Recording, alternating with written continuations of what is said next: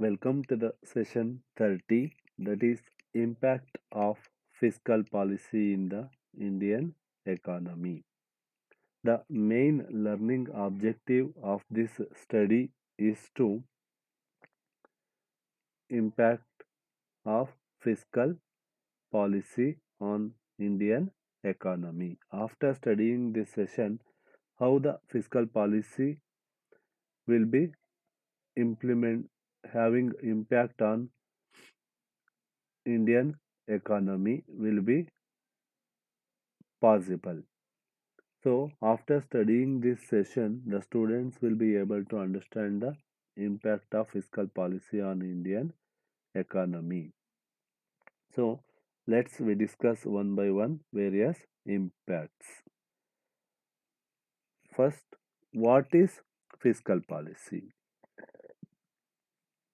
Fiscal policy, in simple terms, is an estimate of taxation and government spending that impacts the economy. The fiscal policy is concerned with the rising of government revenue and incurring of government expenditure. To generate revenue and to incur expenditure, the government frames a policy termed budgetary policy or fiscal policy. So, fiscal policy is concerned with government expenditure and government revenue. The various roles or impact on the economy will be discussed as follows. First is role on development in the country. The various tools of economic policy like budget, taxation, public expenditure, structure and debt can be go an extended means for maintaining full employment. While not inflationary and deflationary forces in underdeveloped economies, obviously taxation and public expenditure may be a powerful instrument within the hands of public authority that generally have an effect on the changes in the disposal of financial gain, consumption, and investment. A tax program will increase income of the individual, promotes consumption and investment. This may finally end in increase in disbursement activities that successively increase effective demand of the people. On the contrary, throughout anti-inflationary policy measures facilitate to plug the inflationary gap. During inflation, such measures are adopted that facilitate to wipe off the excessive buying power and consumer demand. Tax burden is raised in such a manner because it might not retard new investment. Keeping in sight all the facts in mind, it's expressed that financial policy or fiscal policy play a very important role for promoting economic development and sustainability of underdeveloped countries. With its illustrated within the mentioned points. Next is mobilization of resources. The foremost aim of economic policy in underdeveloped country is to mobilize resources within the non-public and public sectors. Generally, the national income and per capita income is extremely low because of low rate of savings. Therefore, the government of such countries through compulsory investments push the bar of investment and capital formation that increases the speed of economic growth. It conjointly undertakes the policy of planned investment within the public sector. Private investment have the result of increasing investment, the curtailment of usage and investment in unuseful channels will help to understand the inflationary trend within the country. Moreover, they, these countries face the matter of foreign capital. So, the solution is in increasing the savings ratio, the marginal inclination to avoid worsening through public finance, taxation, and restricted loans. To some extent, progressive taxation, heavy duty on luxury imports, ban on the manufacture of luxury and semi luxury merchandise are alternative measures that facilitate to mobilize the resources of the country. Therefore, progressive taxation in windfall gains, on honorary incomes, on capital gains, on expenditure and real estates, etc., can go a long means in equitable distribution of wealth. This is the impact on mobilization of resources. Next is provide more employment opportunities. Since in less developed countries, populations grows at a highly quick rate. The aim of economic policy in such countries is to form high doses of expenditures that are useful to lift employment opportunities. Typically, below developed economies suffer from state. The unemployment is of two types. One is cyclical unemployment and another one is disguised unemployment. These both type of employments are common in the economy.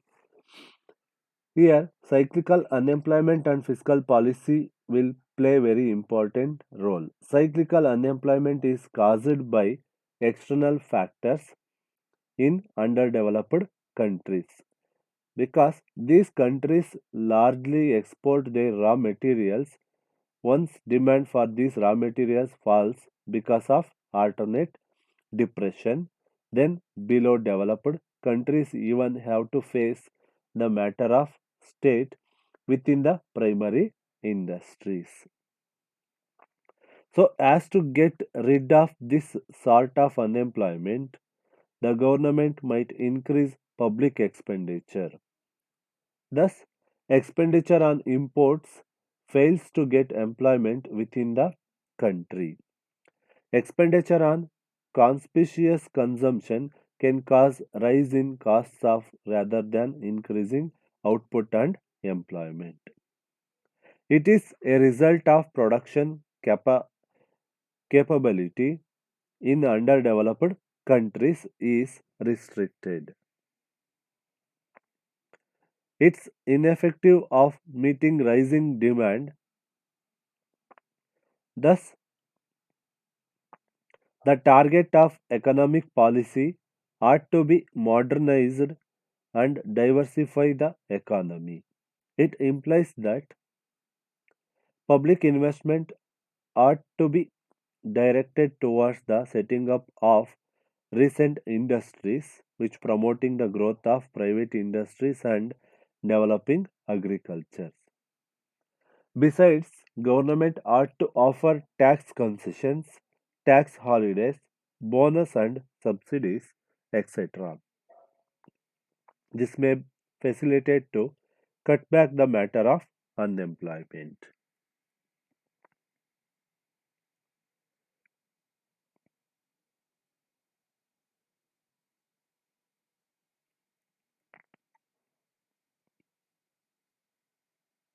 Next is promotion of economic stability. Still, another role played by the economic policy in developing countries is of maintaining affordable internal and external economic stability. Generally, a developing country is vulnerable to the efforts of international cyclic fluctuations. Such countries primarily export primary merchandise and import manufactured and capital goods. However, so as to reduce the results of international cyclic fluctuations, such countries primarily export primary merchandise and import manufactured and capital goods. However, so as to reduce the results of international cyclical fluctuations, economic policy ought to be viewed from a extended perspective. It should aim at the diversification of all sectors of the economy. For transportation balanced growth and reducing the results of cyclical fluctuation, a contra-cyclical economic policy of deficit budgeting in depression and surplus budgeting in inflation are most fitted measures.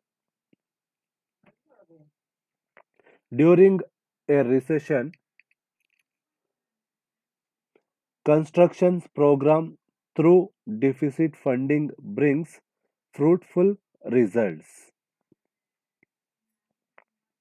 No doubt, injunction of further buying power would tend to inflationary pressures, which might be controlled with preventive measures. On the contrary, such a policy ought to be supplemented by acceptable financial measures. Subsidies in consumption and production, fiscal instruments also are employed in below developed economies to supply subsidized food and production inputs to the poor individuals. Government programs like public distribution system, subsidy policy, procurance of food grains, promoting facilities to the procedures, input offers schemes, etc.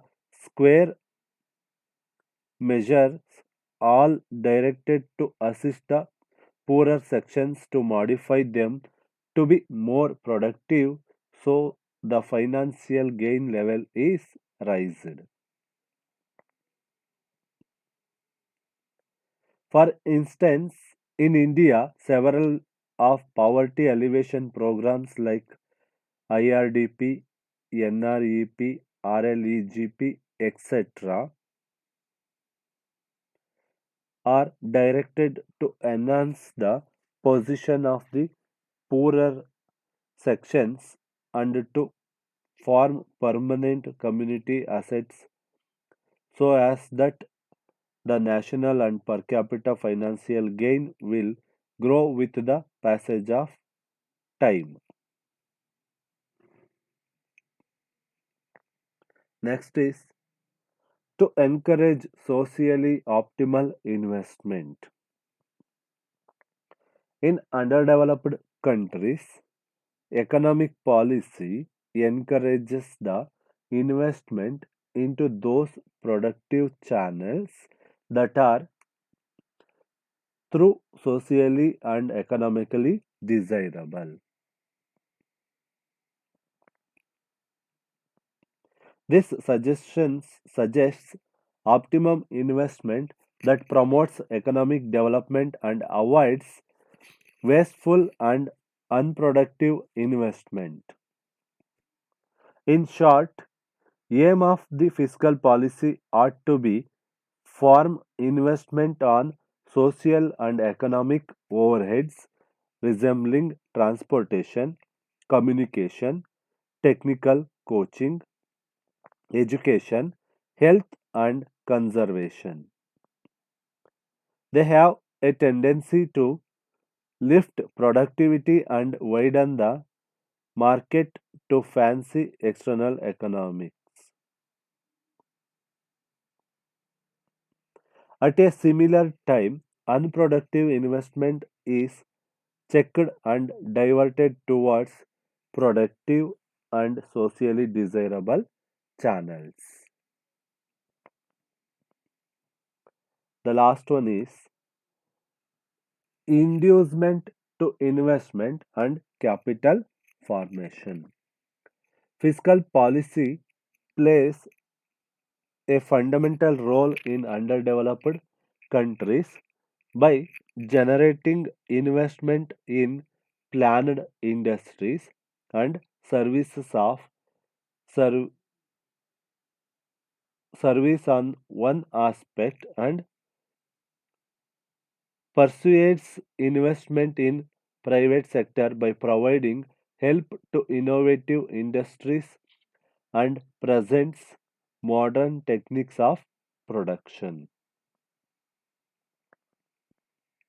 Thus, investment in the social and economic expenses are beneficial in growing the social marginal efficiency and so raising the marginal productivity of personal investment and capital development.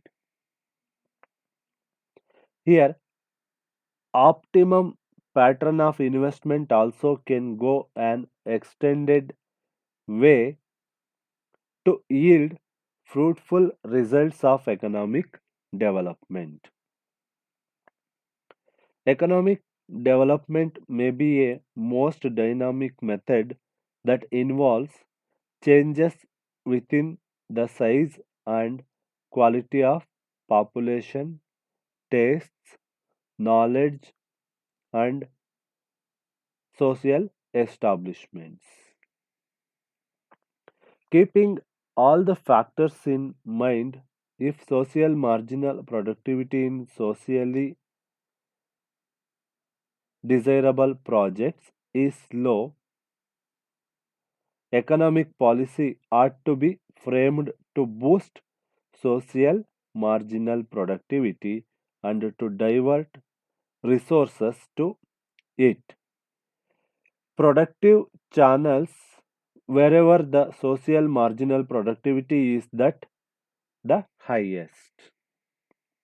So these are all various measures which are taken by fiscal policy to develop the Indian economy. These various factors having major impact on economy with the fiscal policy. These are again recalled as the fiscal policy impact in impact of fiscal policy in Indian economy are role on development of the country, mobilization of resources of the country, provide more employment opportunities, promotion of economic stability, and to ensure socially optimal investment, and lastly, inducement to investment and capital formation. These are all the factors which we were studied in this session Finally, we can conclude that we can clearly understood various sectors in Indian economy with the fiscal policy adjustment and their impact on their positive impact and negative impact on the economy and the various steps to taken to increase their measures.